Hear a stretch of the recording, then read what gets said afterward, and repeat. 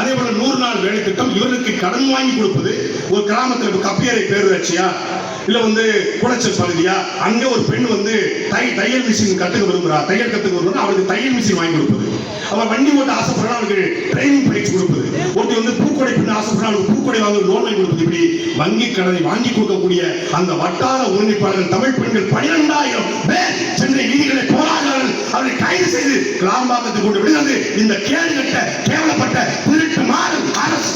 கேட்டா சம்பளம் போட காசு இல்லை. இதுக்கெல்லாம் சம்பளம் போட காசு இல்லை. ஆனா கலைஞர் சமாதி கட்ட 250 கோடி, கலைஞர் நூலகம் கட்ட 250 கோடி, கலைஞருக்கு அவர் பிறந்த ஊரான திருக்குடியில கோட்டம் கட்ட 150 கோடி. எப்படா காசு இருந்துச்சு? எப்படி இருந்துச்சு? சாதாரண car, Hummer car, Fortuner car, range rover car, அதுக்கெல்லாம் காசு வருது. ஆனால் அரசு ஊழியர்களுக்கு சம்பளம் போட கூட பக்கத்தை இந்த அரசு 10.25 லட்சம் கோடி கடனை வாங்கி வச்சுக்கிட்டு ஒரே நாள் காலையில தமிழ்நாடு முழுமைக்கக்கூடிய 1.5 கோடி பெண்களுக்கு, 1,30,00,000 பெண்களுக்கு 5,000 ரூபாய் அக்கௌண்ட்ல போடுறான். 6 மணிக்கு இன்ப அதிர்ச்சி கொடுத்த ஸ்டாலின். கொண்டாடும் மக்கள், பெண்கள் முகத்தில் ரெட்டை. யாரு புரியுங்களா? பெண்கள் வருது பெண்கள் முகத்தில் இரட்டை மகிழ்ச்சி. எதை பத்தியும் கவலைப்படாம ஊடகங்கள் ஒரு செய்தியை இன்ப அதிர்ச்சி கொடுத்தாரு.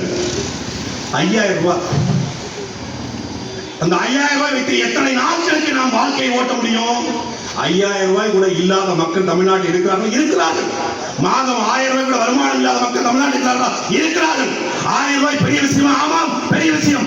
5,000 ரூபாய் பெரிய விஷயமா? ஆமாம், 5,000 ரூபாய் பெரிய விஷயம். 5,000 ரூபாய் கூட இல்லாத மக்களுக்கு தாண்டா தெரியும் 5,000 வழி. சாட்டை துறைமுகனுக்கு தெரியுமா? மரிய ஜெனிஃபருக்கு தெரியுமா? கீழே உட்கார்ந்து இருக்கிற மக்களுக்கு தெரியுமா? சுஜித்துக்கு தெரியுமா? ஹரிஹரனுக்கு தெரியுமா? ஆன்சி சோபாராணிக்கு தெரியுமா? நீங்க கேட்கலாம். 1967 நீங்க ஆட்சிக்கு வரும் பொழுது 1 படி லட்சியம் 2 படி நிச்சயம் என்று சொன்னீங்க. 1967 இருந்து 50 ஆண்டுகளாக மாறி மாறி கிட்டத்தட்ட 6 முறை ஆட்சி பண்ணிருக்கீங்க. 50 வருஷமா நீங்க ஆண்டும் 1,000 ரூபாய்க்கு பக்கம் இல்லாம எங்க அக்கா தங்கச்சிய வச்ச அயோக்கிய பையன் எவன்டா? இலவசமாக நீ பேருந்துல சீட்டு கொடுத்தா மட்டும்தான் நான் பேருந்துல பயணிக்க முடியும் என்ற நிலைய எங்களை வச்சவன். 20 ரூபாய் பயணிச்சுட்டு 200 ரூபாய் இருந்தாலும் தமிழ் பெண்கள் பயணிப்பார்கள். அவர்கள் படித்த படிப்புக்கு வேலை கிடைத்திருக்கிறது, வேலை கேட்ட சம்பளம் இருக்கிறது, தன்மால் மிக்க வாழ்வு இருக்கிறது என்பது வளர்ச்சியா? 1,000 ரூபாய் கொடுத்தாதான் என் பிள்ளை பள்ளிக்கூடத்துக்கு போயிட்டு வர முடியும், 1,000 ரூபாய் கொடுத்தாதான் எங்க அக்கா தங்கச்சி வாழ முடியும் என்று நினைப்பது வளர்ச்சியா? இந்த கேள்விக்கு பதில் இருக்கு. அதைத்தான் அக்கா கேட்டாங்க. என்ன திட்டம் கொடுத்துக்கிற வாழை தொழில் இருக்கிறது இங்க கன்னியாகுமரி மாவட்டத்தில் குளச்சல் பகுதியில் வாழை சார்ந்த தொழிற்சாலை இங்க அமைக்கப்பட்டிருக்கிறதா? ரப்பர் தோட்டம் இருக்கிறது, ரப்பர் சார்ந்த தொழிற்சாலை இங்க அமைக்கப்பட்டிருக்கிறதா? இல்ல. என்ன தொழில் இருக்கோ அதுக்கான தொழிற்சாலை கிடையாது. ஆனா இந்த நாட்டை, இந்த மண்ணை, இந்த நிலத்தை, இந்த தொகுதியை, இந்த மக்களை நாசமாக்குற திட்டம். அதுலயும் தமிழ் முதலாளிகள் நீங்க கனிம வளத்தை எடுத்துக்கிட்டு இருந்தாங்க. ஐயோ கொள்ளையடிக்கிறாங்க, கனிம வள வேட்டை. ஆமா, கனிம வள வேட்டை. தமிழ் முதலாளிகள் கொள்ளையடிக்கிறான்னு சொல்லி அவன்கிட்ட சின்னத்திலிருந்து பெரிய திட்டம் புரிஞ்சான். IREL, Indian rare earths corporation limited. அதுல ரேர் எர்த்ஸ் அவனே சொல்றாங்க இந்தியன் ரேர் எர்த்ஸ் லிமிடெட் அப்படின்னா அரிய கனிமங்கள் பகுதி, அரிய கனிமங்கள். அப்புறம் என்ன மாய்த்துக்கடா அரிய கனிமத்தை நீ எடுக்கிற? கார்பரேட் மோனோசைட் ஏன் எடுக்கிற? அது அரிய கனிமம். ரேர் எவனா எடுப்பானா? உன்னால் உருவாக்க முடியாத எந்த வளத்தையும் எடுப்பதற்கு எவனுக்கும் உரிமை கிடையாது.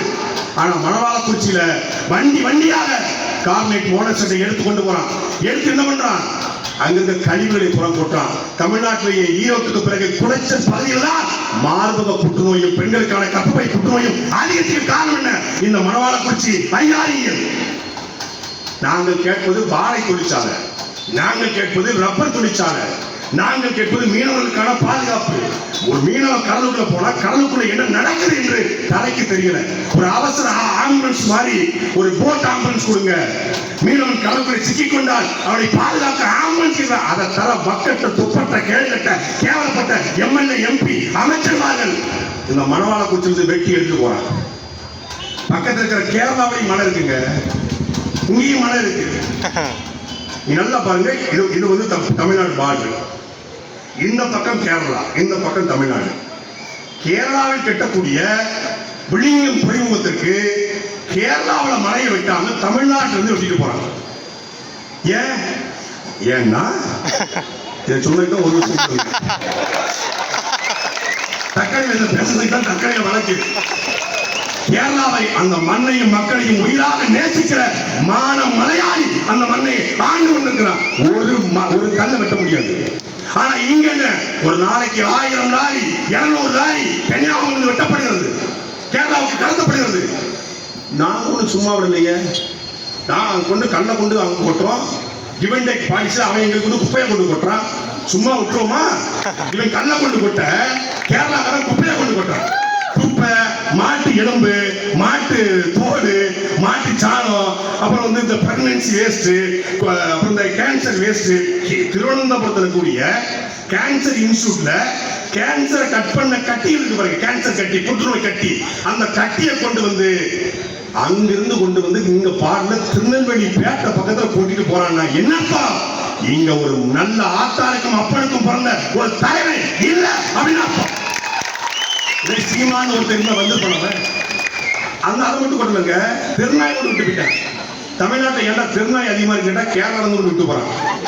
அவனுக்கு தெரிஞ்சிச்சு, எதை விட்டாலும் கண்டுக்க மாட்டாங்க. நாங்க திருநாயை விட்டாலும், நாங்க குப்பையை கொட்டினாலும், நாங்க மாட்டு கழிவை விட்டாலும், நாங்க மாட்டு எலும்புகளை கொட்டினாலும் இவன் பதில் கொண்டு கல்லை கொட்டுவான், மண்ணை கொட்டுவான். வைகை மண்ணா வச்சுக்கோங்க, மலை நல்லா இருக்க மலை அப்படின்னு கொண்டு விட்டுருவான்.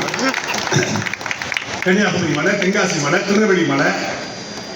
உண்மையிலே நான் வந்து சில முதலாளிகிட்ட கேட்டேன், ஏங்க 200 250 அடி 350 அடி தோன்றீங்கன்னா, நாங்களா தோன்றோம், நாங்க ஒழுங்கா தான் வெட்டணும்னு ஆசைப்படுறோம். நாங்க முறைப்படி இடம் வாங்கி, முறைப்படி பதிவு பண்ணி, முறைப்படி பட்டா எடுத்து, கனிமொழித்துறையில நாங்க அனுமதி கேட்டு லைசன்ஸ் வாங்கி நாங்க குவாரி நடத்துறோம்.